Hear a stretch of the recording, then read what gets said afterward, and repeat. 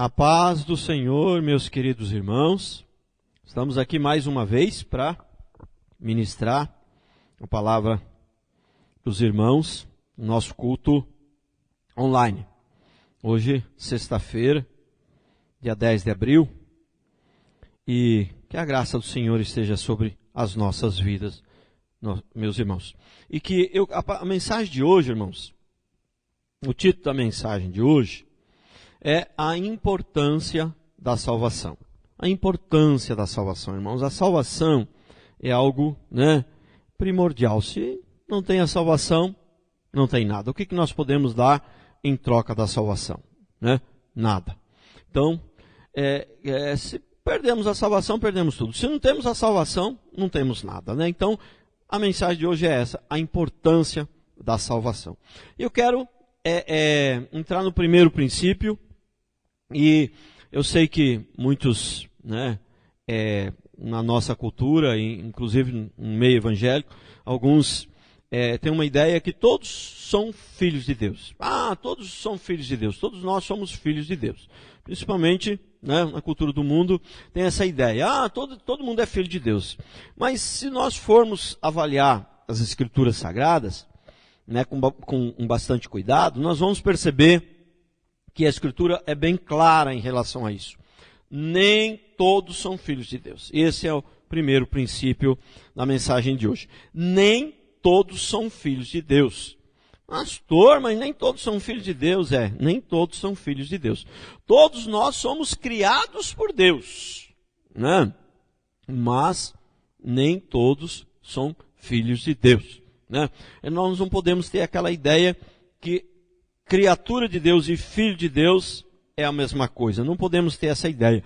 Um dia desse até alguém falou para mim assim, pastor, mas nós temos que amar os animais, porque os animais foram criados por Deus. Tá bom, eu não quero nem entrar aqui na questão se a gente tem que amar animal ou não. Não é essa a questão. A questão é, só porque foi criado por Deus a gente tem que amar? Aí fica complicado, porque o escorpião foi criado por Deus também, tem que amar. O próprio Satanás foi criado por Deus. Todas as coisas foram criadas por Deus. Tudo foi criado por Deus. Então, não faz sentido. Nem todos são filhos de Deus. Todos são criaturas de Deus, mas nem todos são filhos de Deus. E se nós observarmos as Escrituras Sagradas, nós vamos observar o seguinte: Jesus, antes da morte de Jesus na cruz, ele era sempre chamado de o unigênito Filho do Pai. Quer dizer, unigênito, o que significa? Fácil, muito fácil, a palavra já diz, unigênito, único. Unigênito Filho do Pai. Por que unigênito? Porque não existia Filho de Deus, o Filho de Deus era só Jesus. Era só Jesus. Ele era o Filho de Deus. Mas depois que ele morreu na cruz e ressuscitou, então, ele nunca mais foi chamado de unigênito. A Bíblia sempre o cita como o primogênito. Agora não é mais então, quando ele morreu e ressuscitou, morreu na cruz e ressuscitou, ele deixou de ser o primogênito, ele deixou de ser o unigênito, passou a ser o primogênito, porque agora ele é o primeiro, significa que agora tem muitos filhos de Deus. Então, a pessoa pode se tornar filho de Deus. Jesus, quando ele estava no jardim do Getsemane, uns momentos antes da crucificação, ele disse assim: se o grão de trigo caindo na terra não morrer, fica ele só. Mas se morrer, ele produz muitos frutos. Então ele estava se referindo a ele mesmo. Se ele não morresse na cruz, ele ficava sozinho, ele continuaria sendo o único Filho de Deus. Não existiria 2 filhos de Deus, 3 filhos de Deus, 4, 5, 10, meia dúzia. Não existiria. Ele continuaria sendo só o único Filho de Deus. Se ele não morresse, o grão de trigo caindo na terra não morrer, fica ele só. Mas se ele morrer, ele produz muito fruto. Ele estava se referindo a ele mesmo. Se ele não morresse na cruz, ele continuaria sendo Deus. Ele continuaria sendo o Filho de Deus. Mas só ele só. Não teria outros. Ninguém mais seria Filho de Deus. Seria só ele. Mas a partir do momento que ele morreu na cruz, ressuscitou, o Novo Testamento então começa a se referir a Jesus como o primogênito. Agora ele não é mais o único, agora tem outros. Mas aí vem uma pergunta, mas pastor, mas e os cristãos e os homens de Deus do Velho Testamento? Eles não foram salvos então? Eles foram, os homens de Deus do Velho Testamento foram salvos. Mas eles foram salvos pela fé tanto quanto a gente. Pela graça tanto quanto nós. Só que eles creram, eles foram salvos pela fé porque eles creram no Messias, no Jesus que ainda viria. E nós cremos no Jesus que já veio. Né? Então, a morte e a ressurreição de Jesus lá na cruz do Calvário, ela serviu para salvar os que creram no passado, os do presente e os do futuro também. Vê como a morte de Jesus, né, de uma vez por todas, ela é perfeita e ela realmente atinge o objetivo por completo. Mas vamos ler alguns textos aqui então, para você entender isso que eu estou falando aqui. Né? 1 João 3, 9 e 10. Todo aquele que é nascido de Deus não vive na prática de pecado, pois o que permanece nele é a divina semente. Ora, esse não pode viver pecando, porque é nascido de Deus. Nisto são manifestos os filhos de Deus e os filhos do diabo. Todo aquele que não pratica a justiça não procede de Deus, nem aquele que não ama a seu irmão. Então você observou aqui que nem todo mundo é filho de Deus. Agora um texto ainda mais claro. No Evangelho de João, capítulo 1, versículo 11 a 13. Olha o que diz. Veio para o que era seu, e os seus não o receberam. Obviamente aqui está falando de Jesus. Ele veio para os seus. Quem eram os seus? Os seus eram os judeus. Mas os judeus não o receberam, né? Mas aí o versículo 12, continua a leitura, diz assim, né? Mas a todos quanto o receberam, deu-lhes o poder de serem feitos filhos de Deus. Irmãos, olha que coisa, né? Ele veio para os seus, e os seus não o receberam. Mas a todos quantos o receberam, deu-lhes o poder de serem feitos filhos de Deus, a saber, aos que creem no seu nome. Quer dizer, aqueles que creem em Jesus, mas aqueles que creem de verdade. O crer ali é crer de verdade, é se arrepender dos seus pecados, reconhecer que é pecador, reconhecer que precisa de um Salvador, reconhecer que esse Salvador é Jesus Cristo, né? Então aqueles que creem verdadeiramente em Jesus Cristo, Deus lhe dá o poder de serem feitos filhos de Deus. Quer dizer, o homem precisa ser feito filho de Deus. Ele não nasce filho de Deus automaticamente. Nasceu da barriga da mãe, filho de Deus. Não. Quando nasceu da barriga da mãe, ela é filho da mãe dele, do pai dele, do José, do Pedro, do João. Agora, se quer ser filho de Deus, aí tem que nascer espiritualmente. Então vamos ler aqui. Vou ler o texto de novo. Veio para os seus. Para o seu. Perdão, vou ler corretamente que eu li errado aqui. Veio para o que era seu. E os seus não o receberam. Mas a todos quanto o receberam, deu-lhes o poder de serem feitos filhos de Deus, a saber, aos que creem no seu nome, os quais não nasceram do sangue, nem da vontade da carne, e nem da vontade do homem, mas de Deus. Né? Então, veja bem, nem todos são filhos de Deus, mas pela fé, o homem pode se tornar filho de Deus, pela fé em Jesus Cristo, pela fé no sangue de Jesus Cristo, pelo arrependimento do pecado, pela fé na cruz, na morte, ressurreição de Cristo, é que o homem pode se tornar filho de Deus. A pessoa não nasce filho de Deus, né? Olha aqui o Evangelho de João, capítulo 3, versículo 3 a 6. Olha como é tremendo aqui o texto e como é claro. Não existe dúvidas. Eu costumo sempre dizer, existem alguns textos, existem algumas doutrinas na Bíblia que são de difícil compreensão. Mas a grande parte das Escrituras, a compreensão é simples, é clara. Os textos são claros, são doutrinas claras, e a doutrina da salvação é clara, né? Então, versículo, primeiro, Evangelho de João 3, de 3 a 6. A isto respondeu Jesus: em verdade te digo, que se alguém não nascer de novo, não pode ver o reino de Deus. Olha o que está dizendo aqui. Para a gente entender melhor aqui, vamos contextualizar isso aqui. Irmãos, esse aqui foi Nicodemos, né? Nicodemos era um homem bom, era um homem correto, era um homem justo, e ele foi então ter com Jesus. Ele foi de noite ter com Jesus, porque ele era uma pessoa importante, e sabe-se lá por que ele foi de noite, talvez, para não fosse visto pelos outros, porque pelas outras pessoas, pelos judeus, né? Pelos fariseus, sei lá, sabe lá porque ele foi à noite conversar com Jesus. Então, aí ele vai conversar com Jesus, e é o versículo 4 que diz: perguntou-lhe Nicodemos, como pode um homem nascer sendo velho? Pode, porventura, voltar ao ventre materno e nascer segunda vez? Veja aqui, imagine o pensamento de Nicodemos aqui. Ele estava pensando nas coisas materiais, ele estava pensando na matéria, ele estava pensando, mas pode o homem nascer de novo? Mas Deus está falando de um nascimento espiritual. É espiritual, o espírito. Nascer espiritualmente, ventre de mulher não gera ninguém espiritualmente, né? O que gera o nascimento espiritual é a cruz de Cristo, é o arrependimento e a fé na cruz de Cristo, na morte e a ressurreição de Jesus Cristo na cruz. Ventre de mulher não gera ninguém espiritualmente, não gera uma vida espiritual. Nicodemos pergunta então, mas como pode um homem nascer sendo velho?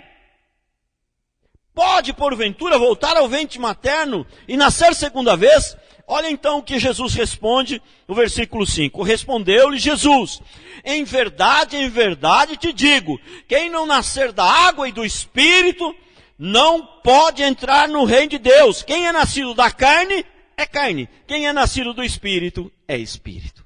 São duas coisas diferentes, são dois nascimentos diferentes. Então um homem, ele pode nascer ele pode nascer uma vez só. Uma vez ele vai nascer, mas ele tem que nascer, ele pode nascer uma segunda vez espiritualmente, né? Porque depois, um homem não escolhe nascer da carne. Ele simplesmente nasce, né? Agora, nascer espiritualmente, embora é Deus que nos escolhe, é Deus que nos chama, nós fomos escolhidos antes da fundação do mundo, mas aí também tem a decisão do homem de se converter, da conversão, de nascer espiritualmente, de crer em Jesus Cristo, de confiar nele, de se arrepender dos seus pecados. O que é nascido da carne, é carne. E o que é nascido do Espírito, é Espírito. Então, você vê que são duas coisas, é bem claro. O texto é bem claro, são duas coisas totalmente diferentes. Uma coisa é nascer da carne, outra coisa é nascer do Espírito. Marcos 16:15 diz assim, o contexto aqui também é quando Jesus enviou os discípulos, os seus, para evangelizar. E aí olha o que disse, olha que em Marcos 16:15 ele diz. E disse-lhe, ide por todo o mundo e pregai o evangelho a todos os filhos de Deus. Não é isso que o texto diz. O texto diz, disse-lhe, ide por todo o mundo e pregai o evangelho a toda a criatura. Não é que nós não temos que pregar o evangelho para quem já é filho de Deus, para quem já é cristão. Não é isso, nós temos que pregar. Mas aqui está se referindo mais especificamente ao evangelho da salvação, o evangelho do arrependimento. Então ele diz, ide por todo o mundo e pregar o evangelho a toda a criatura. O mundo, e para o mundo são criaturas de Deus, eles não são filhos de Deus. Então por isso que ele não diz aqui, ide por todo mundo e pregar o evangelho aos filhos de Deus. Ele diz, pregar o evangelho a toda a criatura. Então, irmãos, Jesus, ele não morreu por toda a humanidade. Jesus morreu por todos aqueles que creem, por todos aqueles que realmente creem em Jesus Cristo. Então, eu sei que tem um texto muito conhecido, né? Deus amou o mundo de tal maneira que, né? Mas aí o texto não para por aí, né? Então as pessoas usam muito esse texto. Deus amou o mundo de tal maneira, mas não termina o texto, né?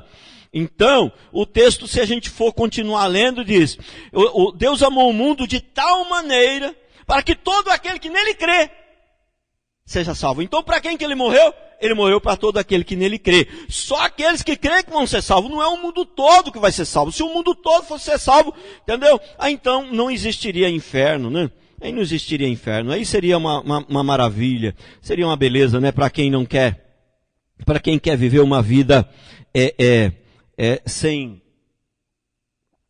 regra, sem temor a Deus. Vamos para o segundo princípio, né? Então guarda isso no seu coração. Nem todos são filhos de Deus. A pessoa pode se tornar filho de Deus, e para se tornar filho de Deus, ela precisa nascer de novo. Quem nasceu da carne é carne, quem nasceu do Espírito é Espírito. Então, se você nasceu do Espírito, é Espírito. Se nasceu da carne, é carne. São duas coisas diferentes. Segundo princípio, o valor da nossa alma. Marcos 8,36. Que aproveita ao homem ganhar o mundo inteiro e perder a sua alma. Perder a sua alma aqui, na verdade, não está se referindo a perder a salvação, está se referindo a não ter a salvação, a não ser salvo. Porque é importante, é tão importante a salvação, por quê? Porque é tão importante. Veja bem, é mais ou menos assim, né? Uma criança está na barriga da mãe, aí foram feitos todos os exames, foi feito todo o ultrassom, tudo que hoje é bastante moderno, e aí observou lá que a criança, nossa, a sua criança é linda. Ela, não sei se dá para ver tudo isso, irmãos, não sou médico, mas, né? Ela pesa tantos quilos, o peso eu sei que dá. Ela tem o olho azul, não sei se isso dá para ver, mas se não dá, logo a tecnologia vai avançando e vai dar para ver, você pode ter certeza. Então, a criança que está na sua barriga, ela vai nascer daqui a 15 dias. E ela é linda, ela é saudável, ela não tem nada, porque os exames comprovam isso. Então, essa criança é uma criança maravilhosa, mas não adianta ela ter os olhos azuis, não adianta ela pesar quase 5 quilos, não adianta ela ser uma criança bem saudável se esse parto não chega, se ela não nascer. Então, todas as qualidades dela, vai ser tudo perdido se ela não nascer, ela precisa nascer. Então o ser humano é assim também. Não adianta fazer boas obras, não adianta ser alguém bom, não adianta fazer boas coisas, se não nascer espiritualmente, se não se tornar filho de Deus. Quem não se tornar filho de Deus vai para o inferno, né?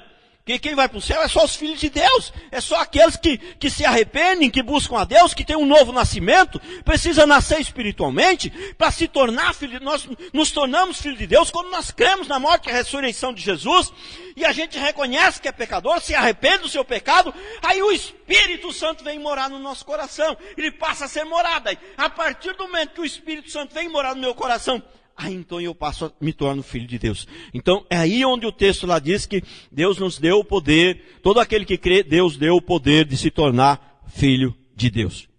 Né? Olha aqui um texto, a importância da salvação. A importância da salvação da nossa alma. O valor, né, da nossa alma. Lucas 10, 17 a 20. Então regressaram os 70 possuídos de alegria, dizendo: Senhor, os próprios demônios se nos submetem pelo teu nome. Mas ele lhes disse: eu vi a Satanás caindo do céu como um relâmpago. Eis aí vos dei a autoridade para pisar de serpentes e escorpiões, e sobre todo o poder do inimigo, e nada absolutamente vos causará dano. Mas o último versículo aqui, o 20, é tremendo. Irmãos, o contexto aqui, Deus havia enviado seus discípulos de 2 em 2 para pregar o evangelho, e deu poder a eles para expulsar demônio, e eles ficaram maravilhados com o poder que Jesus tinha dado a eles. Eles ficaram maravilhados, e eles voltaram dessa missão, né, que Jesus tinha enviado 2 em 2, eles voltaram maravilhados e trouxeram a notícia para Jesus: Senhor, em teu nome, os demônios eles nos submetem. E eles ficaram maravilhados com isso. E a gente fala em teu nome e os demônios eles obedecem a gente. É uma coisa maravilhosa, eles ficaram maravilhados. Mas aí olha o que diz o versículo 20, olha o que Jesus falou para ele: não obstante, alegrai-vos, não porque os espíritos se vos submetem, sim porque o vosso nome está arrolado nos céus. Quer dizer, Que é? Sim, porque o vosso nome está lá no céu. Porque o vosso nome está escrito nos céus. Em outras palavras, porque vocês estão salvos. Por quê? Demônio submeter é fácil. Agora, salvação, não. Salvação, não adianta. Se você não for salvo, não adianta expulsar demônio. Não adianta profetizar. Não adianta dar cesta básica. Não adianta. Tudo que você fizer vai ser perdido. Porque se você não for salvo, quem não for salvo, ele vai para o inferno. E o que ele vai fazer com essas coisas boas? Vai levar para o inferno? Para fazer o que com isso lá? Entendeu? Então não tem jeito. A salvação, irmãos, a salvação é o nascimento espiritual, assim como o nascimento físico. Uma criança no ventre, ela pode ser uma criança linda, maravilhosa, tem um monte de qualidades, mas ela precisa nascer. Se ela não nascer, tudo isso vai ser perdido. No sentido espiritual é a mesma coisa. Ela precisa, o homem, depois que ele nasceu fisicamente, ele precisa nascer espiritualmente, né? Então, e daí a importância da salvação. Mateus 10, 32, 33. Olha o que diz isso daqui. Olha o que diz isso daqui, ó. Portanto, todo aquele me confessar diante dos homens, também eu o confessarei diante do meu Pai, que está nos céus. Mas aquele que me negar diante dos homens, também eu o negarei diante do meu Pai que está nos céus. Prestou atenção aqui? Você pode estar pensando nesse momento, pastor, mas a pregação aí está me parecendo um pouco arminiana, hein? Né? Portanto, todo aquele que me confessar diante dos homens, também eu confessarei diante do meu Pai que está nos céus. Mas aquele que me negar diante dos homens, também eu negarei diante do meu Pai que está nos céus. Eu vou explicar isso aqui precisa ser bem explicado. Irmãos, a Bíblia diz, não fostes vós que me escolhestes, eu é que vos escolhi a vós outros. Essa doutrina, ela é clara na Bíblia. Deus é que nos escolhe. Ele nos escolheu. Ele nos predestinou. Ele nos escolheu. O homem, se fosse depender do homem escolher a Deus, ele jamais escolheria a Deus. Jamais. Porque o homem estava morto. O pecado matou o homem. O homem virou escravo. Ele morreu. E o morto não pode fazer nada. Então, Deus é que nos escolheu. É Deus que nos escolhe. Deus é soberano. Tudo está pré-determinado. Salmo 139 diz, né, que antes deles existirem, todos os seus dias, todos os nossos dias foram escritos e determinados por Deus. Eles foram escritos quando ainda não haviam. Então, a Bíblia também diz, Mateus diz que quem pode acrescentar um côvado à sua vida, quer dizer, quem pode acrescentar um dia a mais, um dia a menos, ninguém pode. Por quê? Porque tudo está pré-determinado. Deus é Deus soberano. E tudo vai ser feito de acordo com a sua soberana vontade. Não existe outra opção. É Deus é que controla tudo. Agora, assim como a doutrina da soberania de Deus é muito clara na Bíblia, nós também temos uma verdade paralela com essa, que é a responsabilidade humana. Entendeu? O homem, mesmo Deus sendo soberano, o homem é responsável pelo que ele faz. Então, como entender isso? Né? As duas doutrinas são bem claras, porque olha, aqui diz, portanto, todo aquele que me confessar diante dos homens, também eu confessarei diante do meu Pai que está nos céus. Mas aquele que me negar diante dos homens, também eu negarei diante do meu Pai que está nos céus. Significa o seguinte, Deus é soberano, Ele que nos escolheu, mas nós também temos que escolher Ele. Ele é soberano, mas eu sou responsável pelos meus atos. Obviamente eu só consigo escolher Ele porque Ele me escolheu primeiro. Se Ele não me escolhesse primeiro, eu não conseguiria escolher Ele. Mas Ele me escolheu e eu também escolho. São duas doutrinas que andam paralelas. Eu costumo dizer o seguinte, é como a linha do trem, tem duas linhas, né? E elas andam paralelamente, elas nunca se encontram. Elas nunca se encontram, mas uma não funciona sem a outra. As duas são necessárias. Então, a doutrina da soberania de Deus e a doutrina da responsabilidade humana, é difícil entender como funciona isso. Por quê? Se tudo está determinado por Deus, se Deus já determinou tudo, por que eu sou responsável? Por que quando eu faço uma coisa errada, Ele me responsabiliza? Não tem como explicar, né? Assim como a doutrina da Trindade, né? Todo cristão, seja ele pentecostal, se não for todo, mas 99,9% concorda crê na doutrina da Trindade. Deus é Pai, Filho e Espírito Santo. Ninguém tem dúvida disso. Nenhum cristão tem dúvida. Que Deus é 3, é que ao mesmo tempo ele é 1. Mas como entender isso? Mas como? Ele é 3 ou ele é 1? Não, ele é 3. Não, mas ele é 1. Entendeu? Então, mais ou menos assim também. Deus é soberano, tudo está predeterminado, mas nós somos responsáveis pelos nossos atos. Foi Ele que nos escolheu, mas nós temos que escolher Ele.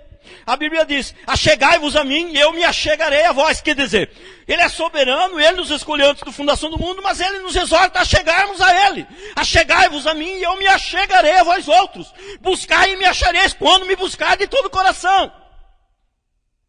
Confessar. Aquele que me confessar diante dos homens, também eu confessarei diante do meu Pai. Então, a Bíblia o tempo inteiro, ela exorta o homem a se arrepender dos seus pecados, a não negar a Jesus, a buscar a Ele, a clamar por Ele. Então isso fala da responsabilidade humana. Então, irmãos, terceiro princípio, para encerrar.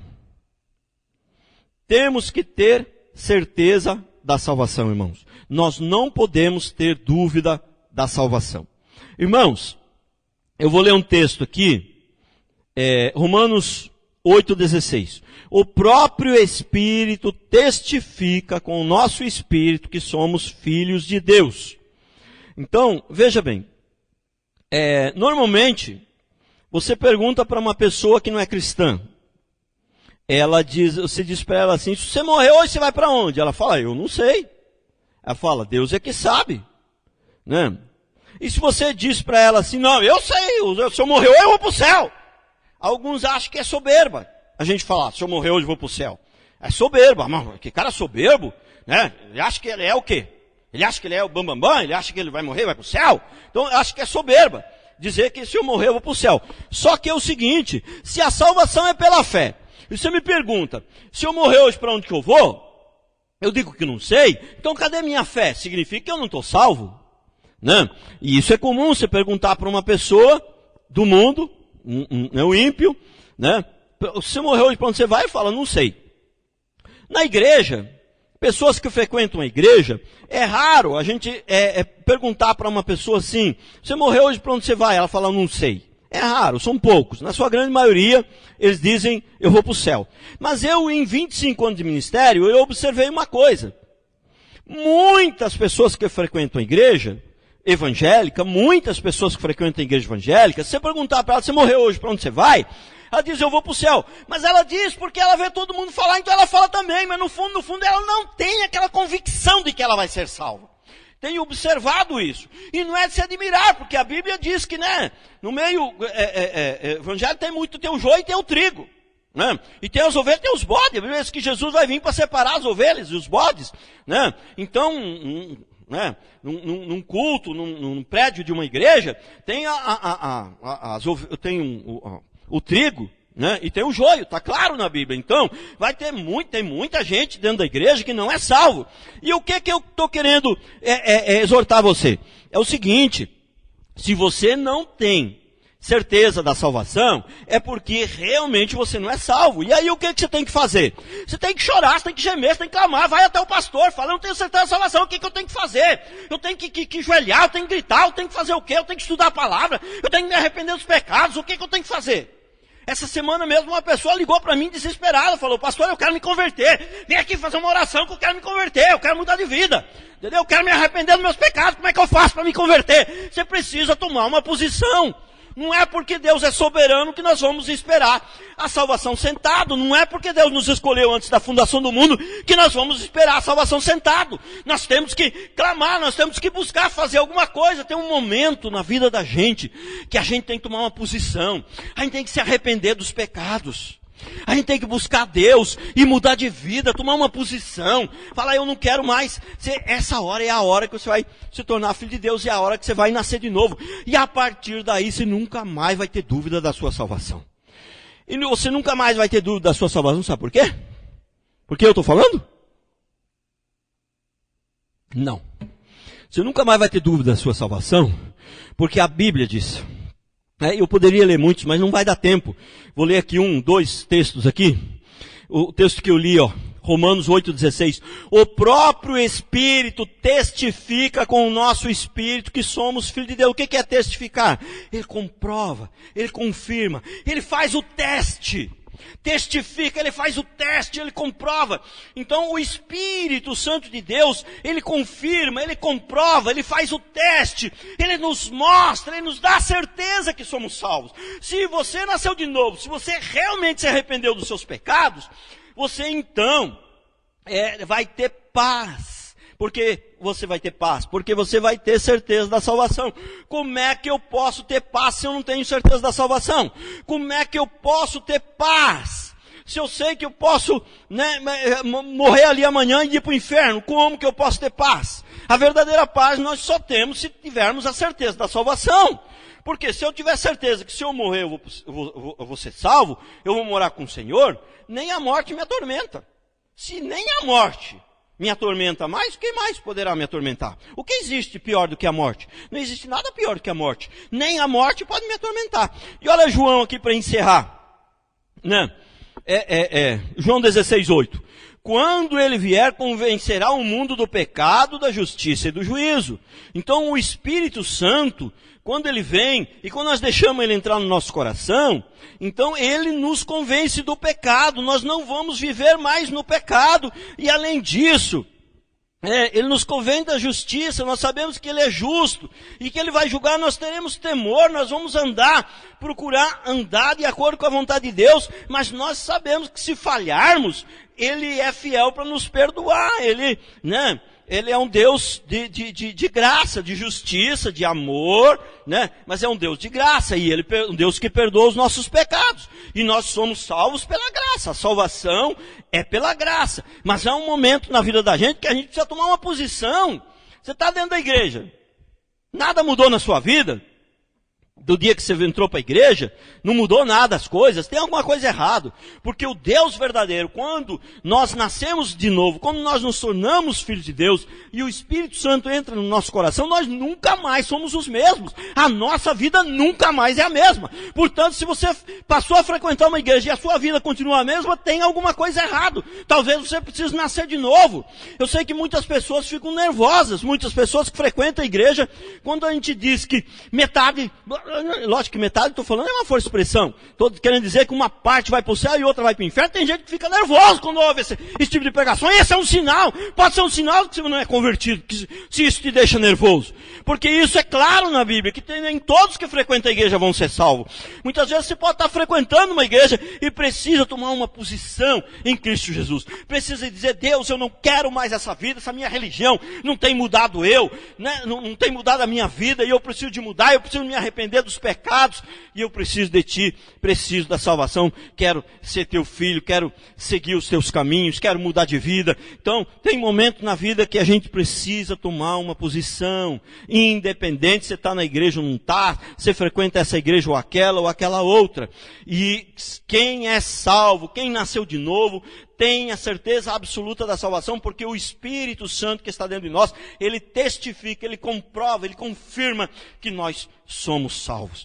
Então, eu tenho certeza da salvação. Isso me dá a paz, a verdadeira paz, que o Senhor Jesus falou, eu vos dou a minha paz. E a paz que eu vos dou, ninguém pode roubar. E onde está esta paz? Se eu não tivesse certeza da minha salvação, como eu ia ter paz?